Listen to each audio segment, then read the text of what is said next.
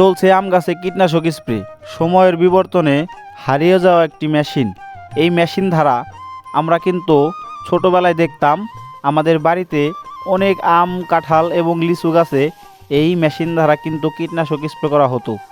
এখন অনেক আধুনিক মেশিন বের হয়েছে, তারপরেও কিন্তু এই মেশিন পেলে এখনকার মানুষ এই মেশিন দ্বারাই কিন্তু কীটনাশক স্প্রে করে। এই গাছে আমের গুটিগুলো যেন ঝরে না যায় সেই জন্য কীটনাশক স্প্রে করা হচ্ছে। অর্থাৎ আপনারা যারা এইভাবে আপনাদের বাড়িতে আম গাছের এখন কিন্তু সিজন, আম গাছের গুটি এসেছে, আপনারা যারা স্প্রে করতে চান তারা কিন্তু এইভাবে স্প্রে করতে পারেন। এইটা কিন্তু আসলে অনেক কার্যকর।